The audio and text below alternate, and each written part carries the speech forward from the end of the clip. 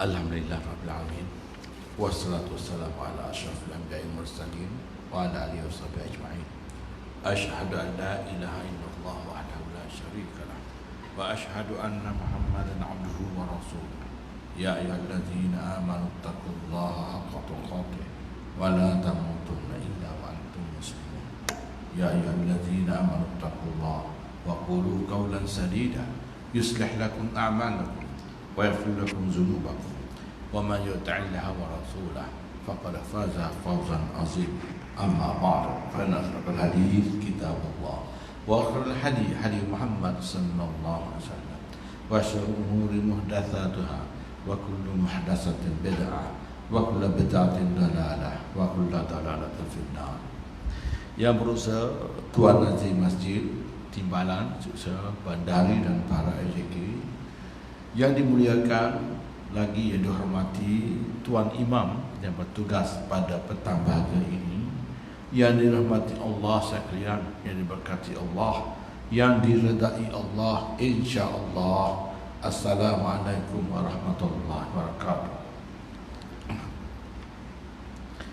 Bersyukur kita pada hari ini kerana diberi kekuatan kepada kita, dibuka ruang, diberi peluang, diberi kesempatan untuk kita menghadirkan diri ke masjid pada saat ini. Peluang itu adalah hidayah daripada Allah SWT. Yahdi man yasha' ila siratal mustaqim. Dan pada masa yang sama ketika ini, bukan semua dapat datang ke masjid. Saya sendiri pun kadang-kadang tak dapat kerana kekangan tersendiri, kekangan tertentu yang kita hadapi dengan keduniaan ini, masing-masing sibuk. Itulah nikmat terbesar kepada kita apabila kita dapat hadir ke masjid. Itu nikmat yang paling besar dalam hidup kita sebagai seorang Muslim. Itulah nikmat yang dikurniakan kepada Nabi-Nabi. Nabi-Nabi, seperti mana kita minta ihdinas siratal mustaqim, tunjukkan jalan yang lurus. Jalan yang lurus itu ialah jalan Nabi-Nabi. Siratal ladzina an'amta 'alaihim ghairil maghdubi 'alaihim waladdallin. Jalan yang lurus itu jalan yang dikurniakan ke atas Nabi-Nabi. Siratal ladzina ula 'alaihim minan nabiyyin was-siddiqin wasyuhada was-shalihin. Tafsirannya ya ayat yang ke-69 ayat surah An-Nisa yang kita baca itu. Jadi Nabi ni, Nabi sallallahu alaihi wasallam, ulang aliknya ialah ke masjid. Harian Nabi ni ulang alik ke masjid setiap hari. Suara pemimpin yang agung di muka bumi ini, dan sibuk dengan kerja-kerja berdakwah menegakkan agama Islam. Pagi, petang, siang, malam, tak kira waktu, tidak ada masa. Satu ketika Nabi bersandar selepas perang, malaikat datang. Patutkah seorang Nabi beristirahat sedangkan malaikat baru letak senjatanya? Nabi bingkah bangun, baru nak duduk. Itulah Nabi ya, ulang aliknya ke masjid. Datanglah ke masjid. Dahulu yang boleh datang ke masjidnya ialah 3 orang saja. Imam, Bilal, Siap. Sampailah sepanjang Ramadan, sampailah Jumaat berapa bulan. Sekarang ini Tuhan buka balik peluang itu. Datanglah semak mungkin dalam keadaan yang berjarak. Itu untuk kemaslahatan kesihatan masing-masing, dan perkara itu telah diputuskan oleh jamaah mufti yang kita ada sekarang ini. Jamaah mufti ulama apa mengatakan itu tak boleh buat apa, macam itulah yang terbaik buat setakat ini, kita ikut sajalah. Bersyukur juga pada petang ini kita masih lagi pada tempat yang sama, iaitu hadis barak yang cukup terkenal dan lengkap mengenai hal ehwal orang yang mati. Kalau sebut peristiwa dalam kubur, tak akan lari daripada hadis Azib dan hadis Al-Bara' bin Azib. Kerana itulah hadis yang selalu ada dalam Sahih Bukhari, Muslim dan kitab-kitab ulama yang lain. Sampai dalam kubur, tak akan lari daripada hadis Bara' bin Azib ini. Pada petang hari ini kita sampai ya. Kita dah berlalu 23 tajuk dan banyak yang sama. Pada petang ini mungkin kita habiskan 1/3 lagi tajuknya, iaitu tajuknya ialah berkenaan orang yang mati syahid. Nak nyatakan sesiapa yang masuk dalam kubur ini seorang mukmin yang soleh. Dia dialu-alukan oleh malaikat kerana ketaatannya kepada Allah Subhanahu Wa Taala. Mana ada setengah itu lagi mulia daripada kita.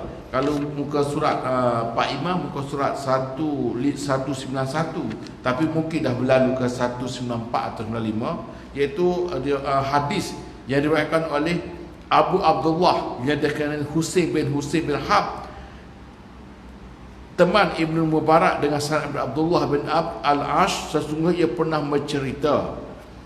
Ini bukan hadis, ini cerita daripada ulama. Ketika seorang hamba gugur di jalan Allah, iaitu gugur syahid jalan Allah, darah pertamanya yang menitis ke bumi merupakan kafarat, iaitu penghapus bagi dosa-dosanya. Allah lalu mengirimkan kain kafan sutra dari surga untuk membungkus ruhnya oleh rombongan malaikat yang dibawa naik dan disambut oleh malaikat lain penghuni langit. Mereka menghormat, mendoakan dan ikut mengiringnya ke hadapan Allah. Kata mereka maut, ya Allah, inilah hamba-Mu yang gugur di jalan-Mu. Ia lalu bersujud dan diikuti oleh para malaikat yang mengiringkannya. Setelah diampuni, ia dibawa ke syurga, ditempatkan bersama para syuhada yang telah mendahuluinya, bersama orang-orang menikmati berbagai macam nikmat yang kekal dan abadi. Dalam ini adalah daripada ulama, bukan hadis, daripada ulama kita pun dia bercakap tentang seperti ini pun berdasarkan kepada pengetahuan daripada hadis Nabi sallallahu alaihi wasallam dan juga tafsir daripada ayat-ayat Al-Quran yang mereka teliti dan mereka telaah. Orang mati syahid apabila dia gugur, darahnya pertama yang menitis di muka bumi, itulah segala-galanya, menghapuskan segala dosanya, dan dia ini masuk surga tanpa hisab. Dan dibawa rohnya, mereka bawa kain kafan daripada surga, bungkus rohnya, bawa menghadap Allah beramai-ramai. Inilah hamba-Mu yang gugur pada jalan-Mu, ya Allah.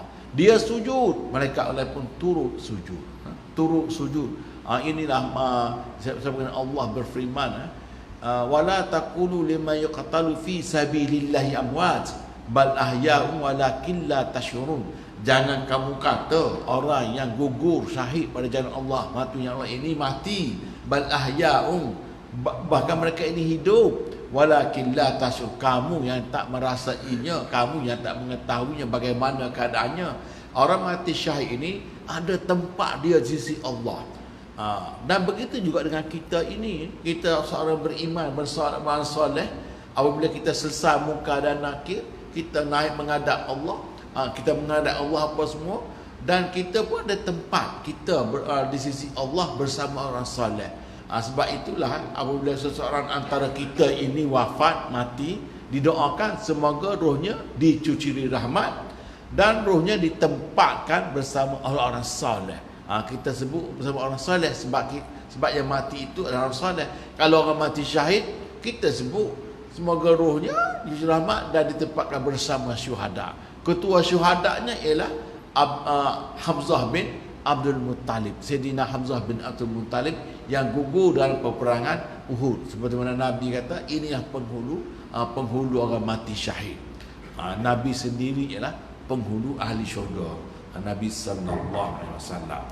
Orang mati syurga ini mulianya begitu sekali mulia. Dalam satu kisah sirah, seorang sahabat Nabi namanya Hanzalah. Memang terkenal Hanzalah ini kerana dengan kisahnya sebagai syahid malam pengantin. Dia kahwin pada malamnya datang seruan jihad, terus terjun turun menyambut sahutan jihad. Tak sempat, baru kali pertama kahwin dalam hidupnya, itulah malam pertama, tak sempat mandi junub, tak sempat terjun, dikatakan terjun, bekah bangun terjun, sambut jihad, lalu gugur syahid. Lalu Nabi apabila dia gugur syahid, dia tak mandi, tak sempat nak mandi kerana seruan jihad. Apabila Nabi selepas perang, dia pergi gugur syahid. Nabi sabda bahawa dia dimandikan oleh malaikat, dan dikapakkan daripada kain sutra. Itulah yang ada dalam dalam hadis Nabi sallallahu alaihi wasallam tentang orang mati syahid ini. Dan surah Al-Imran pun ada sebut wala taqulu wala tahsabanna allazina qutilu fi sabilillah amwat bal hum yarzuqu bahkan mereka ini hidup dengan rezekinya di sisi Allah. Dari sisi Allah itu surah Al-Imran. Itu orang mati syahid mulianya. Orang mati syahid ini darjatnya tinggi kerana dia membuktikan inna salati wa nusuki wa mahyaya wa mamati lillahi rabbil alamin. Dia membuktikan diri dia ini untuk Allah. Tinggalkan harta, tinggalkan dunia ini. Nak tinggalkan dunia ini bukan senang tuan, bukan senang. Cubalah berlaku jihad. Berapa orang yang pergi nak tinggalkan rumah yang mewah, nak tinggalkan kesenangan dunia, nak tinggal harta yang banyak, duit yang banyak, nak tinggalkan bukan senang. Tapi pada zaman sahabat dahulu tinggalkan itu semua, berangkat ke Madinah. Dan ramai yang gugur syahid dan perang Badar, yang gugur syahid dan perang Uhud. Perang Badar tak ramai, perang Uhud ramai tentera Islam yang gugur syahid. Tetapi peperangan itu tetap dimenangi oleh Islam kerana Nabi sallallahu alaihi wasallam tetap hidup. Tetap hidup dan tetap memimpin seterusnya berjaya sampailah Nabi wafat di sisi Allah Subhanahu Wa Taala. Orang mati syahid ini mulia, mulia di sisi Allah kerana dia membuktikan apa yang Allah anugerah kepadanya dikembalikan walaupun dengan nyawanya sekali. Harta tinggalkan, nyawa untuk Allah SWT pada jalan Allah. Asalkan agama ini tegak, aku mati tak apa. Aku mati tak apa asal agama ini. Nabi sendiri pun berdoa sedemikian. Dalam perang Uhud, perang Badar, sekiranya aku hancurkan tentera aku pada hari ini, engkau tak akan melihat lagi orang yang menyembahmu ya Allah. Jatuh kais kebal Nabi daripada bahu. Abu Bakar datang, cukuplah ya Nabi Allah. Cukuplah ya Nabi Allah. Itulah orang yang mati syahid ini ya. Dan sahabat Nabi ada yang gugur diseksa pun ada, gugur diseksa, ditawan, ditipu, diperdaya, kemudian ditawan, kemudian dijual ke kota Madinah, ke kota Mekah. Lalu orang kota Mekah tangkap untuk membalas dendam kerana banyak sahabat mereka, pembesar mereka gugur yang mati dalam perang Badar. Ada juga mati yang kena gantung, mati yang kena panah, diseksa. Gugur syahid. Bagi mereka tak ada apa-apa. Kalau bagi ini lebih baik aku syahid. Syahid 3 orang sahabat Nabi syahid. Nabi baca qunut nazilah selama sebulan ke 3 hingga 3 bulan Nabi baca qunut nazilah. Kerana mengingati mereka ini gugur, terseksa, gugur, ditangkap, dipukul ramai-ramai. Itulah sahabat Nabi sallallahu alaihi wasallam. Ini antara orang yang gugur syahid. Buku pun banyak, buku tentang sahabat-sahabat yang gugur syahid. Banyak. Dalam sirah juga disebut orang yang pertama mati syahid ini ialah Sumayyah. Sumayyah, suaminya dan keluarganya. Mula sekali ialah suaminya. Dan akhir sekali dia diseksa oleh Abu Jahal dan juga beberapa rakan Abu Jahal. Ditikam, dirodoknya tombak itu di bahagian depan. Bahagian depan itu di bahagian kemaluannya dan tembus di bahagian belakang. Apabila Nabi lintas, sabarlah Sumayyah. Kamu akan Allah membalas kamu dengan syurga. Ini orang mati syahid yang pertama dalam Islam. Dalam sirah dia kata syahid itu kerana dia menggenggam agama Allah walaupun apa yang akan terjadi pada tak kira. Hidup ini untuk Allah. Sakit macam mana sekalipun tak ada, adalah Allah SWT. Itu orang pada ketika itu tinggalkan dunia ini ya. Zaman sekarang ini kalau kita dah senang, dah ada kemewahan, nak tinggal dunia, sayang. Itulah orang yang gugur syahid mulianya di sisi Allah SWT. Dalam riwayat lain yang sama juga disebut ketika seorang hamba beriman meninggal dunia. Tadi yang mati syahid, ini orang beriman dan beramal soleh. Dalam ini bukan hadis ya, diriwayatkan oleh mungkin kitab-kitab ulama kita. Apabila dia mati, Allah mengutus 2 malaikat menemuinya dengan membawa kain kafan sutra dari syurga. Lalu Allah berfirman, keluarlah wahai jiwa yang tenang, keluarlah menjemput rahmat. Tuhanmu tidak murka kepadamu. Lalu jiwa pun keluar dengan haruman kasturi yang sangat harum sekali. Para malaikat di segenap penjuru langit menyambutnya dengan gembira dan gegap gempita, dengan riuh rendah gempita sekali ketika dia melintasi dibawa oleh malaikat maut dan rombongannya menghadap Tuhannya. Mereka semua mendoakannya. Tiba di hadapan Allah yang Maha Pemurah, rombongan malaikat itu sama-sama sujud. Malaikat maut berkata, ya Tuhanku, inilah hamba-Mu yang Engkau matikan dalam keadaan menyembah-Mu tanpa menyekutukan sesuatu apapun dengan-Mu. Setelah menyuruh malaikat supaya ia bersujud, Allah lalu memanggil malaikat Mikail agar membawanya bergabung dengan jiwa roh yang beriman lainnya di surga. Ia bersenang-senang dengan mereka menikmati berbagai-bagai kenikmatan yang kekal abadi. Ini orang yang soleh. Disebut juga dalam kitab-kitab ulama kita, diriwayatkan daripada yang lain, yang daripada hadis baru itu dah tak ada lagi, dah habis itu. Dan Imam Qurtubi bawa dari kitab-kitab yang lain. Apabila orang beriman yang soleh ini sampai ketika ajalnya, datang malaikat bawa kain kafan, lalu menyeru, wahai roh yang baik pada jasad yang baik, keluarlah kamu daripada jasad yang baik. Roh itu keluar perlahan-lahan dan roh itu bau pun harum sekali, harum kasturi dari syurga. Kita pernah dengar cerita kau sahabat kita yang wafat hari itu, aku ada di sisinya, bau harum jasadnya, bau harumnya jenazahnya. Itu ialah ruhnya yang keluar, ruhnya yang baik. Sebab ruh itu akan bergabung lagi dengan jasad. Jadi ruh yang keluar daripada jasad itu cukup harum, untuk kita ni, insya-Allah. Kalau orang kafir tak tahulah nak kata apa, busuk sebusuk-busuknya. Kalau orang Islam yang mukmin yang soleh ini, harum seharumnya, dia mati pun dalam keadaan yang tersenyum kerana dapat khabar gembira itu tadi. Allah tak murka dengan kamu. Keluarlah sambut rahmat Allah, keluarlah sambut keredaan Allah. Dia pun tersenyum dan harum. Itulah orang mukmin, mukmin beramal soleh. Sebab hidup di dunia ini untuk taat kepada Allah, hidup di dunia ini untuk beramal soleh. Faman kana yarju liqa'a rabbih falyamal amalan salihah. Siapa yang berharap bertemu dengan Tuhannya, hendaklah ia beramal saleh. Jadi hidup kita di dunia ini untuk beramal saleh, tak lain tak bukan untuk beramal saleh.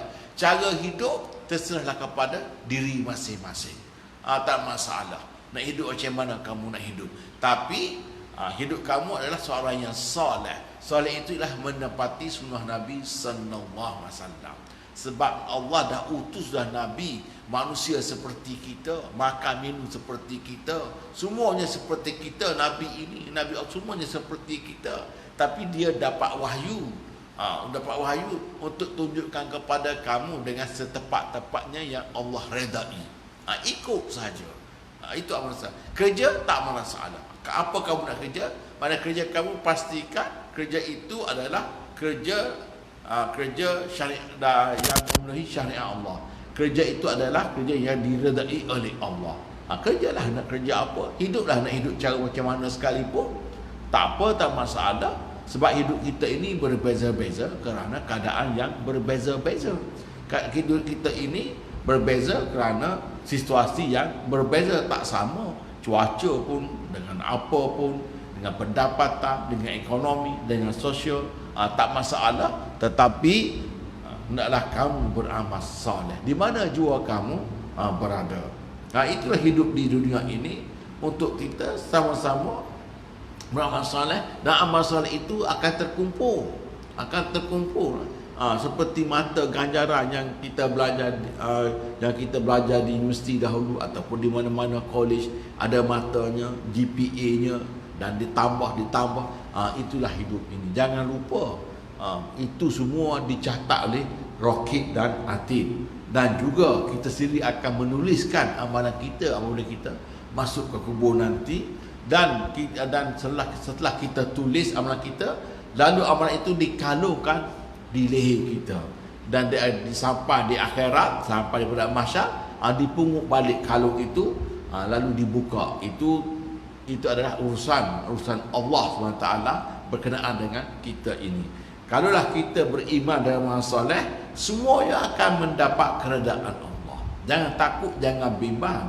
Kalaulah hidup ini, kalaulah ini memang menepati syariat Allah, memang menepati sunnah Nabi sallallahu alaihi wasallam. Berusahalah menjadi seorang yang sebaik-baiknya. Allah berfirman, allazi khalaqal maut wal haya liyabluwakum ayyukum ahsanu amala. Aku jadikan kamu ini mati. Disebutkan mati dahulu kerana mati itu lebih besar daripada hidup. Kerana hidup selepas mati itu adalah besar dunianya dan amat besar kepada perkara yang besar kepada kita, kerana kita menuju ke syurga kita, untuk menguji kamu siapakah yang terbaik di antara kamu ini kepada aku. Itu ya Allah ingatkan kepada kita. Sudah pasti yang terbaiknya ialah orang yang banyak amalan soleh. Antara kita semua ini, siapa yang lebih baik? Adakah saya lebih baik kerana saya yang bercakap di sini? Tak ada, peluang tetap 50-50. Saya yang bercakap, saya tak buat, lagi bahana kepada saya. Tuan-tuan yang dengar, tuan yang melakukannya, yang melaksanakannya, tuan-tuan lagi baik daripada yang bercakap itu. Bahkan orang bercakap itu ditanya, kamu pandai bercakap saja, buat tak? Lagi kata, lagi bahana, lagi keadaannya yang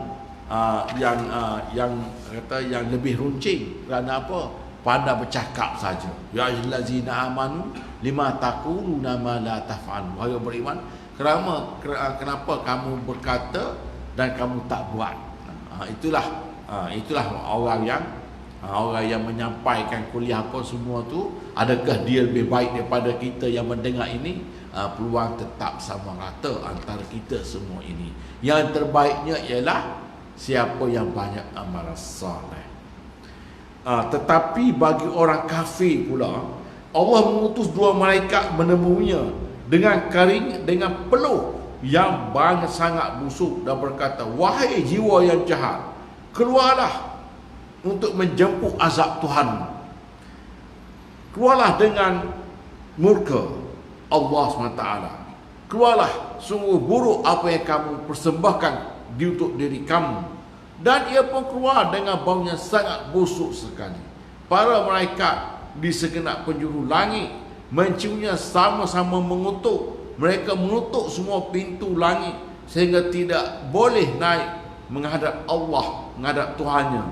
Ia dilempar kembali ke kuburnya, lalu dihimpit. Kemudian muncul seekor ular naga memakan seluruh dagingnya sehingga terseksa, sehingga yang tersisa hanyalah tinggal tulang-tulang belaka. Setelah itu muncul lagi malaikat tuli dan buta, lalu menghentam mereka dengan menggunakan palu dari neraka. Kerana bisu, mereka tidak mendengar jeritan yang meraung-raung minta tolong untuk dikasihinya. Mereka terus menyeksanya. Setelah itu lalu diperlihatkan tempatnya di neraka siang dan malam. Ini orang kafir. Orang kafir maknanya disebalik orang-orang yang beriman dan beramal soleh. Apabila tiba adanya, datanglah malaikat. Malaikat itu pun berpeluh, baunya sangat busuk dan amat mengerikan. Apabila mereka lihat mereka maut ketika itu dah cukup terseksa bagi mereka. Belum lagi yang ditampar. Setengah mereka ini ditampar. Fa kaifa idza tawaffatumul malaikatu yadribuna wujuhahum wa adbarahum. Sebelum mereka itu sentak nyawanya sekali, ditampar mukanya dahulu, dipukul punggungnya dahulu. Tangan malaikat ini bukan seperti tangan kita. Tangan malaikat, tahulah tangan malaikat mereka macam mana. Ada setengahnya mereka begitu. Begitu juga disebut dalam surah An-Nisa, ada surah Al-An'am ayat 93 pun sama juga, dipukul mukanya dahulu setengah orang kafir ini. Dan bau apabila ruh itu disentap sekaligus meraung-raung kesakitan, dan baunya amatlah busuk sekali sehingga malaikat-malaikat penjaga langit tak benarkan, tutup semua pintu, lalu dicampur semula ke kuburnya. Ke kuburnya, lalu dicampur ke kuburnya, dan sampai di kuburnya dia dihimpit kuburnya, dan selepas itu muncul pula seekor ular menggigitnya sehingga tinggal tulang-tulangnya, dan selepas itu datang lagi malaikat tuli dan bisu. Malaikat bisu ini pukul saja, meraung sakit dia tak dengar, pukul lagi, dipukul lagi, begitulah keadaan. Dan ketika mereka dikembalikan, ditunjukkan neraka kepada mereka, pagi dan malam, siang dan malam ditunjuk neraka. Inilah tempat kamu, inilah tempat kamu. Yang jadi menggigil-gigil. Hidup dalam kubur ini menggigil-gigil. Bukan sebentar, tuan-tuan, bukan sekejap. Kita hidup di dunia 63 tahun. Kita hidup dalam kubur adakah 63 tahun sampai beribu tahun, kita tak tahu. Nabi sallallahu alaihi wasallam dah berlalu 1400 tahun dahulu di makam kenabian, penuh dengan kebahagiaan, kenikmatan di sisi Allah SWT. Kita tak tahulah bagaimana nikmat itu terlalu amatlah besar. Abu Jahal 1400 tahun dahulu juga dalam kubur, penuh dengan azab, lama. Sedangkan Nabi hidup 63 tahun. Sekarang ni dah 1400 tahun. Abu Jahal pun sama. Ketika dia mati dalam perang Badar, umurnya lebih kurang adakah 60, 30, 60, 50, lebih kurang. Tapi dah sekarang dalam kubur 1400 tahun yang lalu. Lama kita dalam kubur. Kalaulah begitu dalam kubur, digigit, dipalu, dipukul, ditunjuk neraka, apatah lagi apabila datangnya hari kiamat, datang kepada mahsyar dengan penuh hina, dengan penuh kehinaan, tunduk. Walau tara izil mujrimuna nakisu ru'usihim, tunduk ru'usihim, tunduk, takut ru'usihim inda rabbihim, rabbana absarna wa sami'na, kami dah dengar, kami dah lihat, farji'na, kembalilah semula kami ke dunia. Nak buat apa? Farji'na, nak amal salihah, nak beramal salih. Inna muqinu, kami dah yakin dah. Itulah maksud firman Allah Ta'ala dan surah Al-Kahfi. Disebut begitulah juga dengan orang kafir. Apabila orang-orang ini tak akan beriman, sehinggalah mereka melihat neraka, barulah nak beriman. Ketika itu fa'anna lahumuz zikra, apalah gunanya peringatan ketika itu. Itu orang kafir. Kita orang beriman ini kerana dengan keimanan yang teguh, apa yang Allah ingatkan, apa yang Nabi ingatkan, walaupun perkara itu kita tak pernah lihat, tapi kita yakin dengan penuh keimanan, kita pun beramal soleh kerana kita takut ke perkara itu. Orang kafir dengan dia senda-senda, ketika itu apa akan jadi, seperti disebut ayat tadi, barulah nak kembali ke dunia. Adakah Tuhan bagi peluang kali kedua? Tuhan tak bagi kali kedua. Tuhan juga ingatkan kepada kita, Allah ingatkan kepada kita, tak orang kafir di akhirat, supaya kita jangan menyesal. Kalau nak sesal-sesal sekarang ini, kalau nak patuh-patuh sekarang ini, seperti Allah berfirman dalam surah Kahfi itu, mereka itu akan beriman sehingga mereka ini melihat azab-azab yang terdahulu yang terkena pada umat terdahulu, dan mereka akan melihat neraka, barulah mereka nak beriman.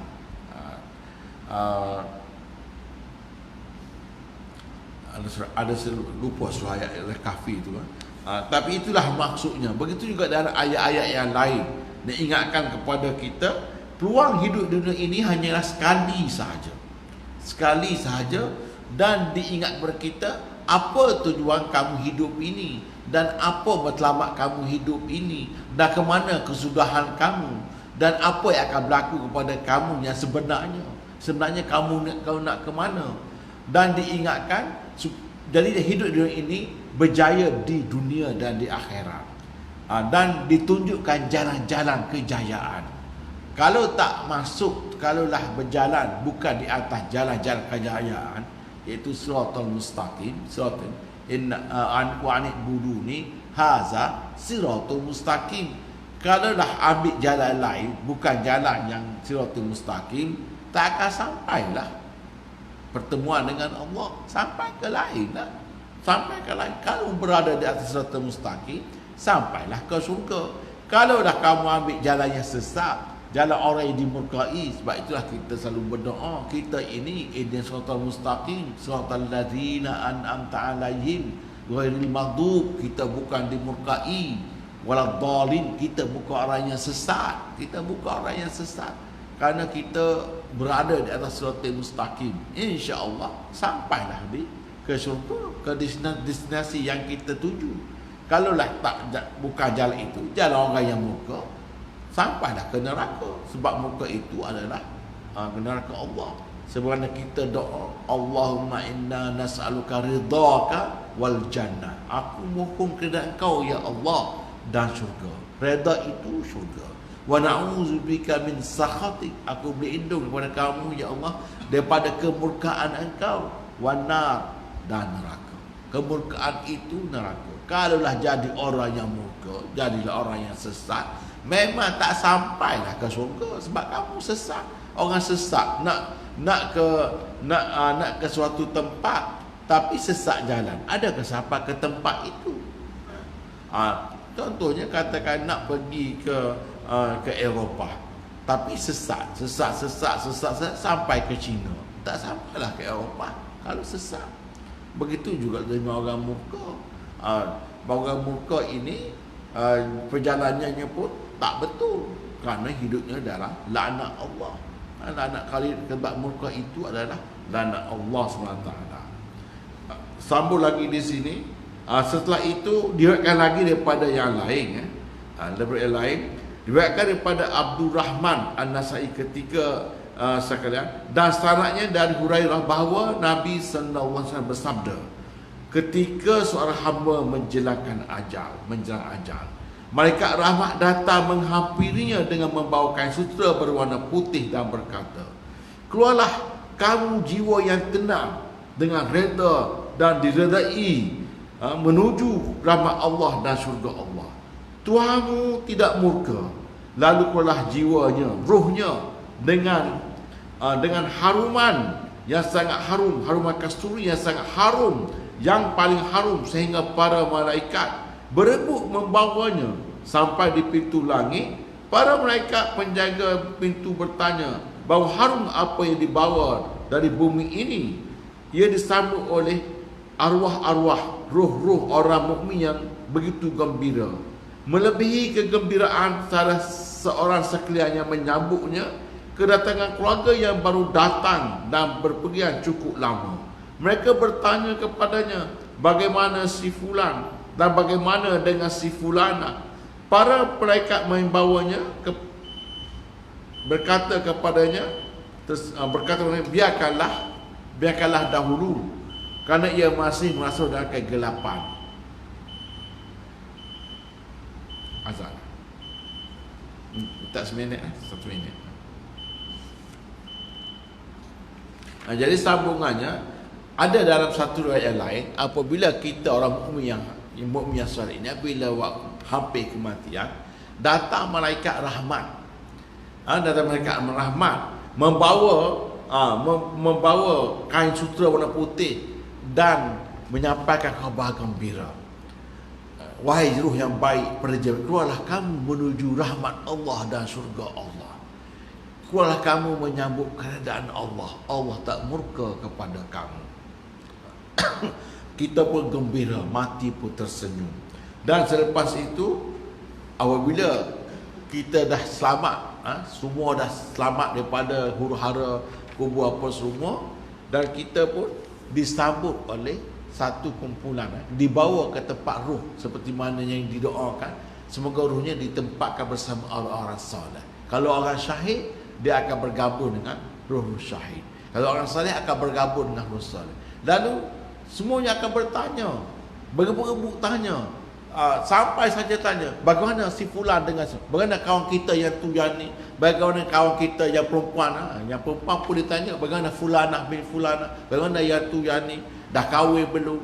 Sehingga malaikat pun tegur kepada yang bertanya ini, biarkanlah dia dulu. Dia masih penat, baru saja keluar daripada kegelapan dunia. Kamu tanya bertalu-talu, biarkanlah dia dulu. Dia rehat sekali, dia bersama kamu. Sampai mereka pun tegur kepada. Maknanya mereka ini sambut kita ni, sambut yang kita baru bergabung ni, seperti keluarga yang berpisah lama dan baru bertemu. Seperti orang yang menyambut kepulangan haji lah. Kepulangan haji lama pergi mana 3 bulan. Kalau zaman-zaman 40-an 30-an dulu 6 bulan perjalanan saja berbulan-bulan. Kalau sekarang ini mungkin sebulan. Bila pulang kota Mekah itu mereka bergembira. Begitulah orang yang menunggu kita di sana. Mereka tunggu kita di sana. Bila bergabung bergembiranya mereka ini seperti lama tak jumpa. Lamanya tak jumpa. Yang lama pun itulah kehidupan antara dunia dan alam barzakh. Jadi itulah yang dapat saya sampaikan. Apa-apa pun kesimpulannya, itulah hidup di dunia ini. Apa-apa pun hidup dunia ini adalah sebentar dengan penuh tipu daya. Janganlah tertipu dengan dunia sehingga kita lalai untuk beramal soleh.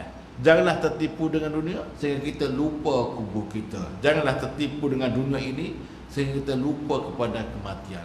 Musibah yang paling besar kepada kita ini apabila kita terlupa kepada kematian. Itulah bala bencana yang paling amat besar yang menimpa seseorang Islam, kerana dia lupa kepada kematian.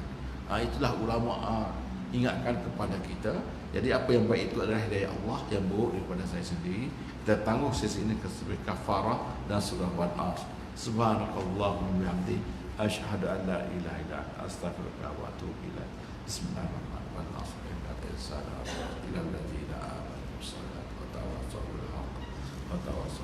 Sekian, assalamualaikum warahmatullahi wabarakatuh.